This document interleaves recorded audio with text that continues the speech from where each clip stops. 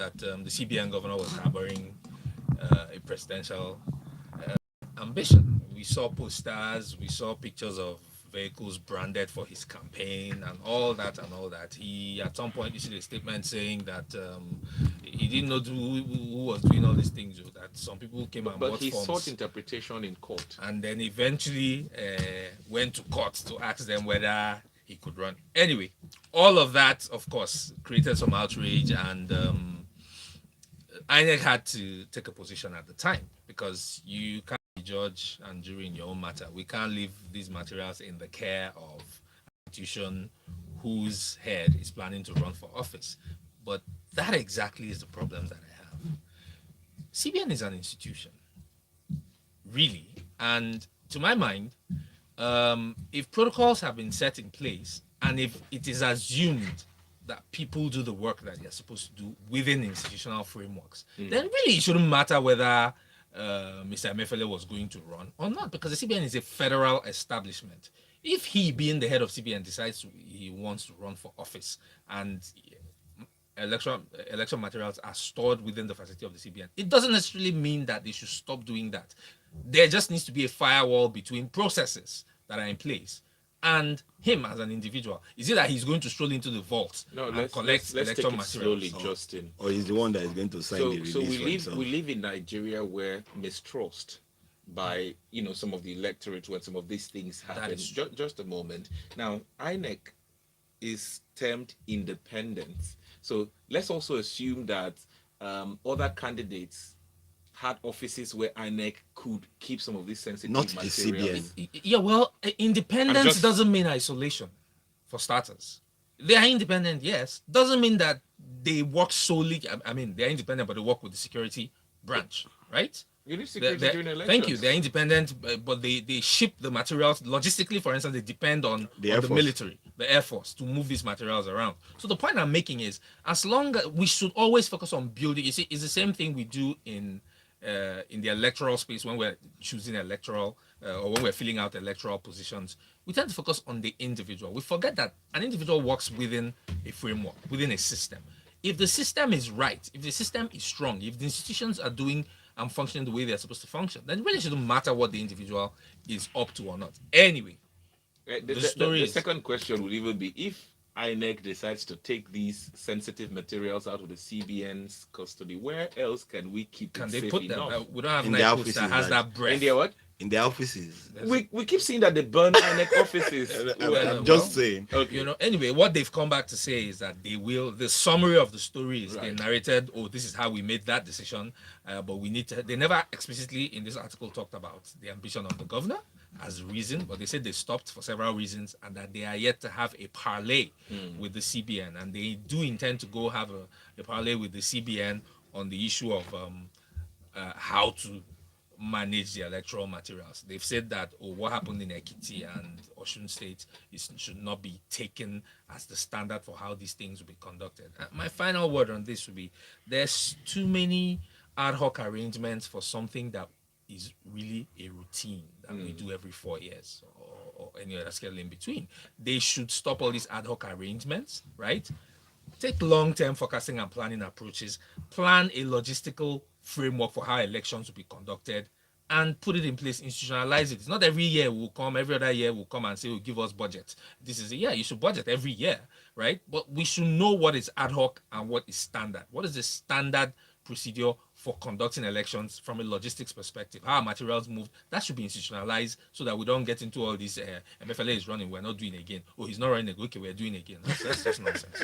All right, remember you can be part of the show, sending your messages, reactions, contributions across our various platforms, WhatsApp, YouTube, and on Twitter as well. From electoral matters, let's go to some politics. I'm coming to you, Wade, for this one from the Guardian newspaper. Olaniyan kicks as ex-Oyo AGF Lawal takes over as Makinde's new deputy. Now, after months of intrigues and legal tussle, including relocation of his office to an annex building and defection from the PDP to the APC, the Oyo State House of Assembly yesterday announced removal of the Deputy Governor Rauf Olaniyan and immediately replaced with Abdul Adebayo Lawal as the deputy governor in that state. So much drama, really. What do you make of all this? I think the former deputy governor Lanio should have resigned the minute he left. People just don't have shame. He left the PDP. It's so when you come out and say, "Oh, it was a kangaroo committee," they sent him a letter at 10:45 for him to appear at 11 o'clock, and he wrote back a letter. All this happened in 15 minutes, and the committee met when he couldn't come, and it's just ridiculous when politicians in Nigeria like Justin said, they have no integrity, they have no shame. You defect from a party. It's like leaving one company and say, okay, I'm going to become the MD or I'm going to work in another company, and then you say, oh, they should still be paying me salary. I've not resigned. What kind of? I mean, there's even legal precedent. There's case law about who was elected and who was not. Or was it the individual? This was always going to happen. You were always going to get impeached. What should you have done? Whatever the cause is, this is the situation you are in. Okay, don't you have another occupation? Just resign and move on. Have your dignity intact. We rarely see politicians or public office holders resign in Nigeria. It's not a thing yet. It should be a thing. No, it's because we have the culture of shame it. is dead. That's the problem. People should be ashamed. We should learn how to be ashamed again. But this is not the end of the matter. He should go to court. He went to court the first time. The court threw out his case. He went to the High Court. So what are we talking about? You resign. You are deputy to someone. No, but let's also look at and this. Let him remember. Just a second. Let him remember. He was not elected on the ballot. It was a joint ticket. It's a joint ticket. It was for the governorship election. Yes, it's usually joint, governor and deputy. That's why he might go to challenge this in court, because the new person now who's been sworn in by the State House of Assembly was not the one on the ballot. So what is it in our Mr. Asi, we miss you. So we got what is it in our law? No, that's it. Mr. Asi, please help us out. Okay, so the lawyers listening now, just send us a message on WhatsApp. We'd like to take your message on that one, because it's a little dicey. I also know that are they Siamese twins? Can you impeach one and leave the other? No, constitutionally, the State House of Assembly also can impeach, and that's what happened. So everybody has read this. Let's keep it going. But lawyers, please send that in and let's get clarity for the listener. I see your messages coming in already. But quickly, let's take it to our next story. Quite very interesting stories for you this Tuesday morning. I want to read from you, get your perspectives, thoughts on some of them. Let's take it over to the Vanguard newspaper now, where this one is ASU, ANAP. That's the Association of Nigeria Aviation Professionals, threatens to shut down 32 airports over ASU strike. Now, 32 airports across the country will be shut down in solidarity with the striking Academic Staff Union of Universities beginning next week, Tuesday, the 26th of July. Justin, wouldn't this have a negative economic impact on Nigeria should this strike go on by the NLC next week, Tuesday? I'm going to wear the cap of an undergrad in a federal university in Nigeria that has been at home for 5 months in responding to this question you just asked. I don't care. You don't? Yeah, I don't care about the question, which is, wouldn't it cause greater economic problem? What does a 16, 17-year-old undergrad today who's been at home for 5 months doing nothing think about the economic situation? That's what I mean. Can it get worse? That's what I mean by wearing that hat. I don't care. Whatever needs to be done so that these kids can continue to build a foundation for a life that already looks very bleak, as long as they are within the boundaries or within the borders of this country. Look at the overall impact. Aviation workers going on this strike, petroleum workers going on this strike. Coming back to myself, of course it will have an impact. Electricity workers going on this strike as well. Maybe we should just shut down and reboot. That's what is going to happen, a shutdown next week, Tuesday. Yeah, and the last person to leave should off the lights. And remember that NEPA can just bring lights when there's nobody there and the place can catch fire. But that's the reality that we're living in. But are we going to see the federal government do anything after the shutdown next week, Tuesday? By federal government, you mean what's that minister for labor again? What's that Ngige. his name? Wire. No, I mean even the president now. I Oh, mean, Which one? Which one? The this one is going that to be nationwide, the one gentlemen. that- I'm the tired. one that- I want to go back the to one Dara. that- That's the statement he made. The he man is wants done. to end this. If He's he had done. his way, he would. It's okay that we're laughing about He's this. done. We're not done. laughing I'm not about laughing. it. We're He's done. saying that He we're has being no serious. response The to man anybody says about anything. he wants to go back to Daura. But before he goes back to Dara, it will take at least 8 months. May next year. Look at an issue here that we have. ASU is on strike for 5 months. NLC is threatening to shut down the country next A week. man made a Tuesday. statement to ASU rather than meet with ASU members. We discussed this last week. You And he make was a in state- Daura when he and he made was in Daura when he made the statement. He was on Salah break. So what are we talking about? This is a man that is not ready to. It's a man is tired. He just wants to go home. Please. Everybody, just tighten your seatbelts. It's a rough ride ahead. All right. Quickly, let's run through some of your messages on WhatsApp. On CBN Governor and INEC, don't forget Nigeria is a country where we have individuals who are stronger than the institutions. Unfortunately, this is the status quo, and until that changes, the decision not to use the CBN for safekeeping of electoral materials was in order. It was to avoid stories that torch. And then we have Samuel from Lekki. Good morning, guys. But have you not considered the possibility of the CBN governor getting access to these materials, doing massive thumb printing of waiting? Haba, he did not even win primaries. In collaboration with our next staff. Even if these may never happen, the plan to remove those materials was to avoid these fears, assumptions, and possible allegations, assuming he finally got the nomination or won the election. Fabian from Ekpe. I beg to differ from Justin. Public service rule states that civil servants should not be officially partisan, and if anyone wants to go for a political position, he or she should resign. That didn't happen for Emefiele. If the head of an institution is for a party, can those working under him still be assumed to be objective? That's a question from Fabian in Ekpe. Lenin, the deputy governor was impeached. That is the legal thing to do. Even Sesame twins can be separated medically. Siamese twins. Yes.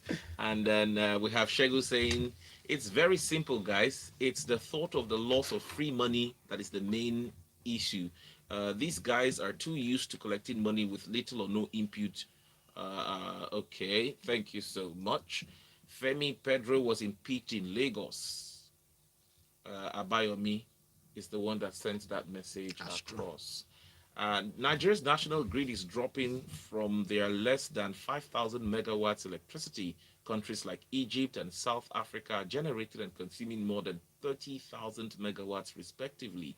Is Nigeria not more blessed with electricity generating resources? Now, wow, Iduma Puza is the one that sent that message across to us. Quickly, let's take a break. When we do come back, we'll bring more stories for you here on Smooth 98.1. Stay with us. Smooth breakfast right here on Smooth 98.1. There are 3 people. The president wants, a man has Yeah, told looking you for that, work.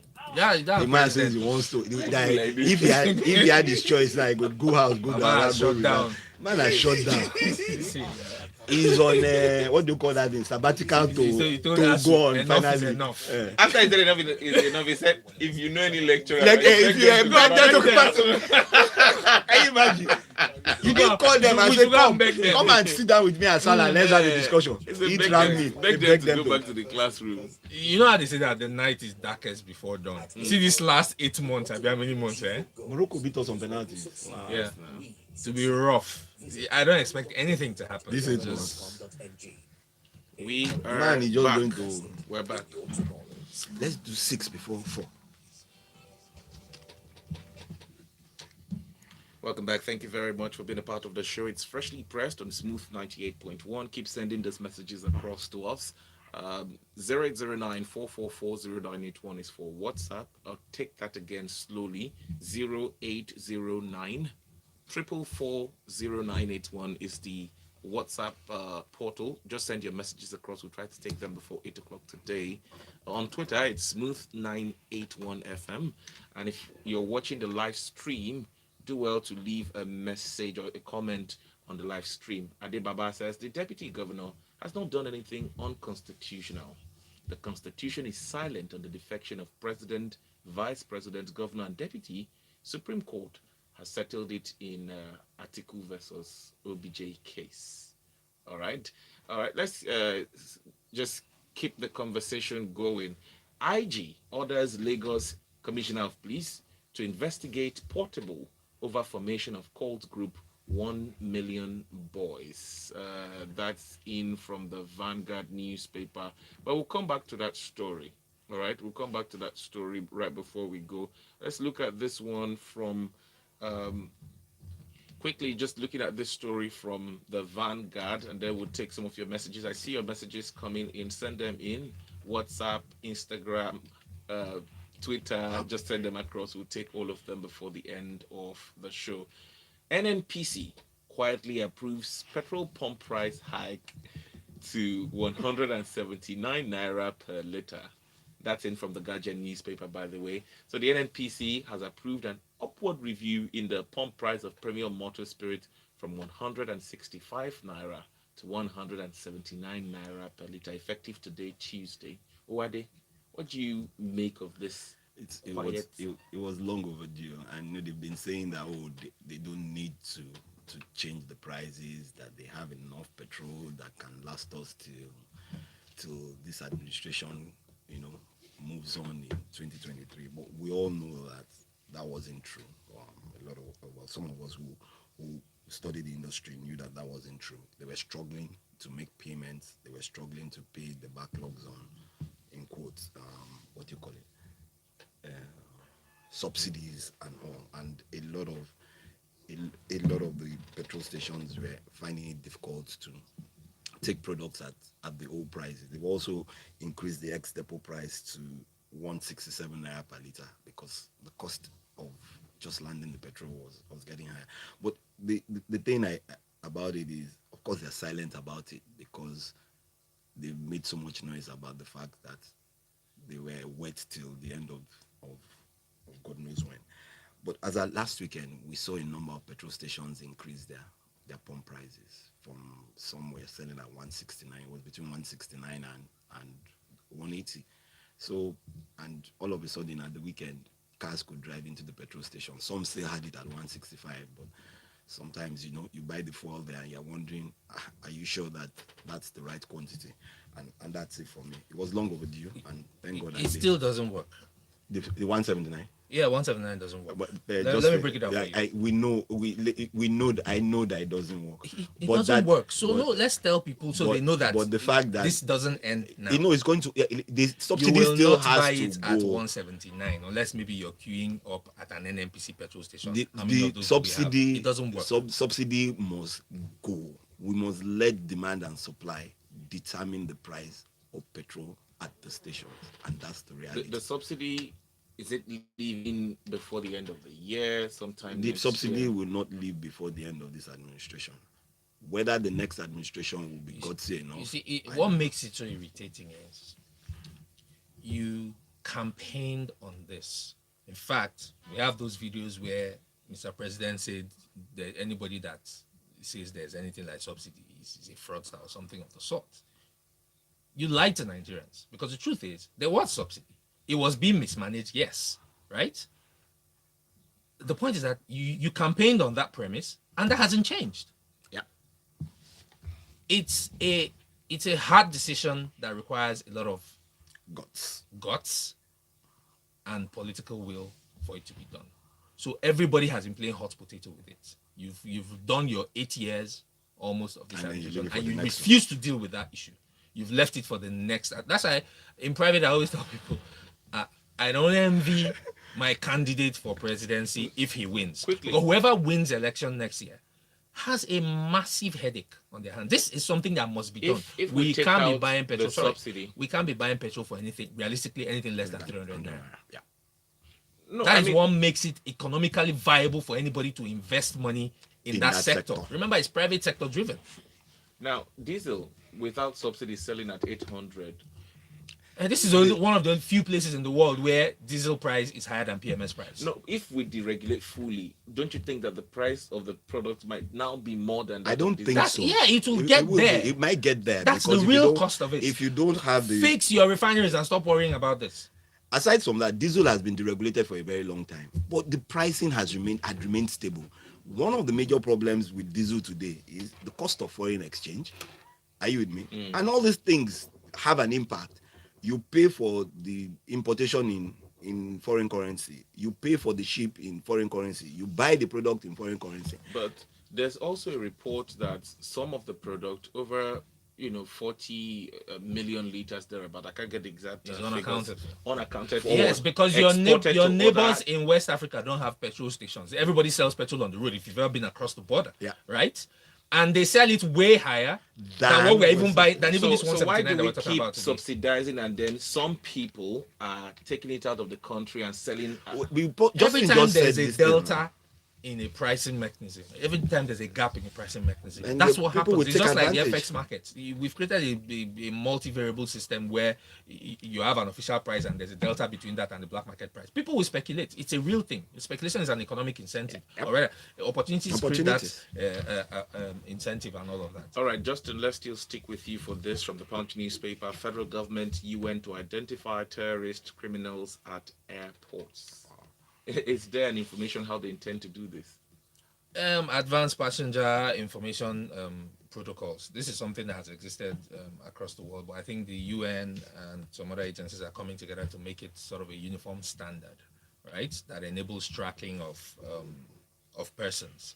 So you will be required, I suppose, to fill out information, or rather, interagency and cross-boundary information sharing. So when a person is flagged for any reason on any of those platforms, border agents anywhere in Nigeria should be able to see that, oh, this person is a person of interest, and then they can indicate to whichever agency like Interpol and co who has raised a flag on such an individual. It's a good development.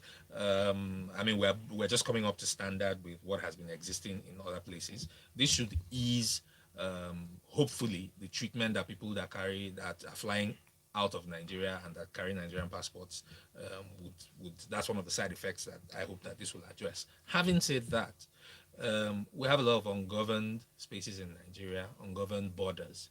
So if this is dealing with people coming in through the airports, what happens to people coming across land borders? These same terrorists, these same bad actors that we're trying to track. There should also be thought towards putting protocols in place to police our borders more properly or more effectively. Okay, before we go, we mentioned this in passing. IG orders CP Lagos to investigate Portable over formation of cult group 1 million boys. It made it to the Vanguard newspaper. Who are they? Well, sometime in June, late last month, the same Portable was invited by the Ogun State Police Command on issues relating to assault. So let the investigation come out, and if it's true, then let the what's called the Justin, tell me the word now. The law. I don't know, because I don't know what the IG is on let about. them go about it. Yeah, what are you going to do? The young man is simply going to say that he was saying what he said in jest. Yes, What so- investigation are you going to do? That But let is it them- his statement that is prompting the investigation? If you were after the founders or whatever of the 1 million boys, whatever, you should have been doing your work. Is it because of an Instagram post that So we're now let him the- do the it. police Let him do the inspector work, general and is- then if he's found culpable, then let him go to court. Please. Okay, let's look through some of the messages before we go. Tony in Ikeja, when the backlash of Emefiele INEC materials burst up, Justin will remind listeners that he's only a news analyst. INEC must avoid Emefiele's CBN for now. Aggrieved politicians are like hungry scavengers that strike without mercy. INEC and the CBN would be the real victims. Naya says, how people are still considering voting for the APC who campaigned in 2014, and Tinubu, who hasn't lived up to any of the promises, lies they promised us, is mind baffling. Well, that's your opinion. This one is from Tayo. Tayo comes and says, did you say resign? Have you guys forgotten that this is Nigeria? The governor and his deputy can be separately impeached. If he's not satisfied with the process, he should challenge it, but he should remember that he has political baggage with legal connotation. Mr. President is going to leave, traveling outside Nigeria, and now he's tired of ruling the nation. I love this country. Arbitrage of fuel pricing is thriving outside Nigeria. And this other one too, arbitrage is big issue. It's big business. Little wonder disparity in the FX and petroleum sectors are the biggest killers of Nigerian economy. God bless Nigeria. B from Lekki. Yinka, I think we should cuckoo criminalize speculation, because even if we harmonize the FX rates, which one are we going to settle at? 620 naira or 417 naira? Let's assume we agree at 500 naira for the sake of balance. We're still those rushing to buy to keep for the sake of protecting their money. And in a matter of time, we're back to these madness. Justin, I disagree. Portable must be picked up. People should mind what they put out in public. If he says he founded 1 million boys, then he founded it. Those guys terrorized folks around Agege, and that's why you don't know the gravity of that It statement. should be invited for questioning, not picked up. Let's use the right things, please. All right, let's wrap things up here. Thank you very much, Justin and Uwade. You can catch Justin on Twitter as Justin_EJ. Justin EJ. Justin EJ. And Uwade Ahime _. Thank you very much. Mr. That's C. a wrap for today. Mr. C, happy birthday birthday, Mr. once C. again. Where's the rice and stew? Please call us. Well, we'll bring you Grapevine at 8:15 this morning. My name is Petrol. Good morning. You know, we're so used to authoritative Statement. rule, eh? Yes.